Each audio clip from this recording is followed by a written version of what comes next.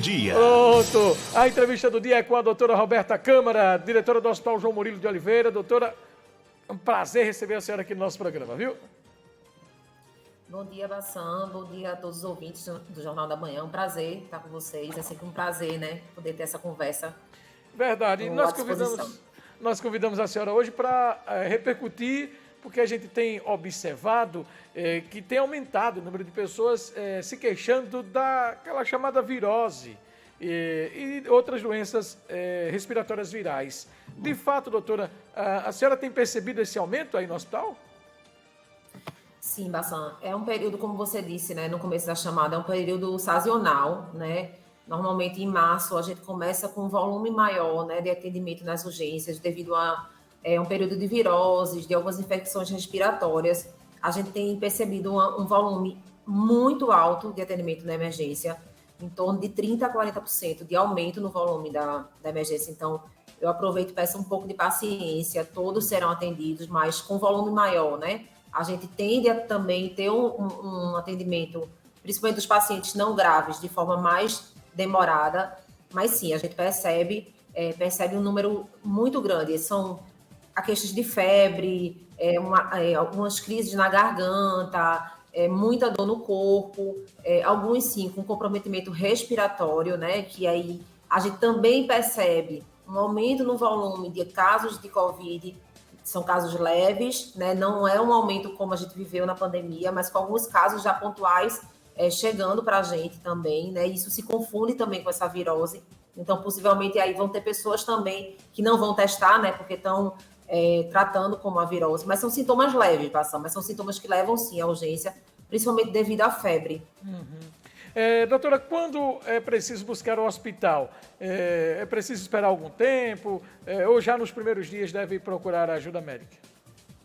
A gente pede sempre que espere, né? Dependendo do sintoma. Lógico, se você começa no primeiro dia já com febres muito altas, né? Com sintomas muito agudos, lógico que você deve procurar de imediato. Mas a gente pede sempre que se observe em torno de 24 a 48 horas a evolução desses sintomas, porque muitas vezes ela também tem um período curto, né? Então isso vai depender muito de pessoa para pessoa, mas assim, febre, né, como a gente sempre fala, é um sinal de infecção, né? Então é algo que a gente já acende um alerta. E se ela vier associada a outras coisas, você precisa sim buscar a emergência, buscar para quem tem um acesso mais fácil também aos postos de saúde, né? Se os sintomas forem mais leves, também é uma saída, né, para que não lote a urgência, mas assim, não procurar, tive um episódio de febre e já vou na urgência. Não precisa, né? Isso vai ter que ser uma série de sintomas que se combinem para que você consiga. Então, se você começa a já não conseguir comer, né? Com dificuldade realmente de deglutição ou de inapetência mesmo, que é aquela coisa assim da falta de fome, já é alerta, porque você acaba desidratando, você acaba ficando com a imunidade mais baixa. Sim, sim. É verdade que as crianças e as pessoas idosas são mais vulneráveis a esse tipo de virose? Sempre são, né? Principalmente as crianças. O idoso, normalmente, ele tá mais em casa, né? Então, ele acaba sendo um pouco mais protegido. Mas as crianças, principalmente por a questão de escola, muitos pais não têm esse cuidado, né? E enviam a criança para a escola, mesmo com alguns sintomas. Então, criança, no caso de qualquer sintoma, a criança já não deve ir para a escola, né? Porque a gente não sabe exatamente o que a criança tem e há uma probabilidade dela passar isso para outras crianças. Então, eu acho que a criança acaba, e é por isso que também o volume na pediatria aumenta muito, ela acaba se tornando muito mais vulnerável por esse contato com outras crianças, né? No ambiente escolar. Sim. Agora, doutora, a senhora falou aí no início de alguns casos também de Covid-19 e os sintomas são muito semelhantes da virose com a Covid. Como é que fazer essa diferenciação e como é que está o cenário atual da Covid aí na emergência? Os sintomas são bem parecidos, né? E bem parecidos mesmo, porque hoje em dia a gente sempre diz, bastante, que a gente vai conviver com Covid agora provavelmente para o resto das nossas vidas, né? É um vírus que vai ficar aí circulante, mas aí já tem uma imunidade, isso já faz uma diferença, né? Tem um percentual já bom da sociedade vacinado. Então, são sintomas de fato mais leves, mas são sintomas que realmente se caracterizam muito semelhantes à da virose, né? A garganta, principalmente. O Covid tem vindo agora, principalmente com essa crise que a gente chama na garganta, né? Esse incômodo, esse desconforto na garganta. E aí, associado à febre e, normalmente, muitas dores no corpo.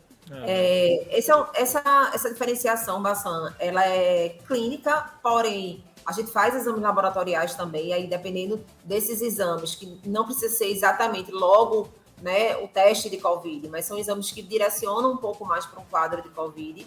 Como eu disse a você, não é um volume absurdo, mas a gente já começa a ver casos que a gente não estava vendo tanto antes, talvez até por não estar testando. Sim, A gente tem estudado e a gente está vendo como é que a gente vai fazer agora com essa questão da testagem, já que estamos no momento, né, sazonal de virose, e a gente precisa também conseguir diferenciar quem é uma virose realmente comum e quem está com Covid. Então, a gente vai precisar parar agora, essa semana, Bassan, a gente teve a média de 500 atendimentos em 24 horas na emergência. É um volume bem alto. Bem alto. Né? Então, a gente está parando para resolver como é que a gente vai fazer a partir de agora, montar novos fluxos, para a gente conseguir dar conta desse atendimento, né? E aí a gente provavelmente vai ter que começar a voltar um pouco a testagem do Covid, né? Sim, a gente estava sem testar muito, testava mais só para o paciente que seria transferido ou que seria internado, mas eu acho que a gente vai precisar pensar um pouco nessa testagem, já que os sintomas são muito parecidos. Uhum.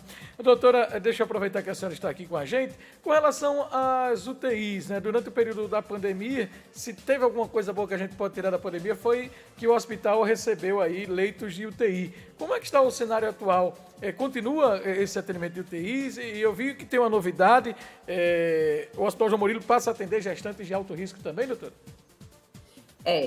Eu digo sempre, chega a ser triste, né, bastante, dizer que houve alguma coisa boa com a pandemia, mas, de fato, o João Murilo cresceu muito na pandemia, nós tivemos muito incentivo no nosso hospital, e eu acho que o maior ganho, de fato, foi nossa UTI.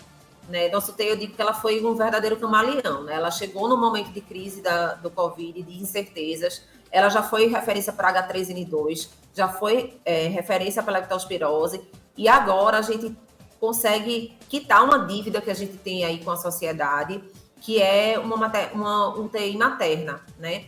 O João Murilo, ele tem uma UTI neonatal há mais de 10 anos, né? 10 anos e alguns meses, e a gente não conseguia atender o alto risco materno, porque a gente não tinha uma UTI. Então, isso era uma dívida que a gente tinha, a gente ficava com o alto risco fetal, e a gente acabava recebendo muito bebê externo, porque o bebê nascia em outra maternidade e precisava do leito aqui no João Murilo. E aí, com a questão da UTI e com o compromisso realmente do Estado de permanecer esses leitos, nós começamos. A gente iria começar só a partir do meio do próximo mês, porque a gente está em obra ainda, a gente vai entregar, inclusive, uma estrutura completamente nova para a sociedade, mas devido ao cenário, devido à necessidade pontual realmente do governo, nós já começamos na estrutura que a gente tem, que é uma estrutura ainda improvisada, né, que foi a estrutura que funcionou durante o período do Covid, nós já começamos a acolher essas mães, né, de alto risco, então a gente se torna referência materna e infantil de alto risco aqui no João Murilo, né, e aí vai ser bom para a sociedade de um modo geral, vai ser bom para a população de Vitória de Santo Antão, para a população do interior, né, que vem e muitas vezes tinha que passar direto para Recife, a gente já consegue atender aqui no João Murilo. Então, hoje, mãe e bebê, eles conseguem ser atendidos com casos mais graves aqui no João Murilo, e a gente tem UTI materna e UTI neonatal. É um trabalho muito importante, desempenhado pela sua gestão. Desde que assumiu aí, a gente pode observar vários avanços, e eu tenho certeza que é um trabalho contínuo e que vai continuar prosperando. Doutora, muito obrigado pelos esclarecimentos com a gente. Um ótimo dia para a senhora, viu? Obrigada, Bassam. Bom dia a todos. Conversamos, portanto, com Roberta Câmara, diretora do Hospital João Murilo de Oliveira, falando para os nossos ouvintes sobre as doenças respiratórias virais e também as novidades anunciadas recentes aí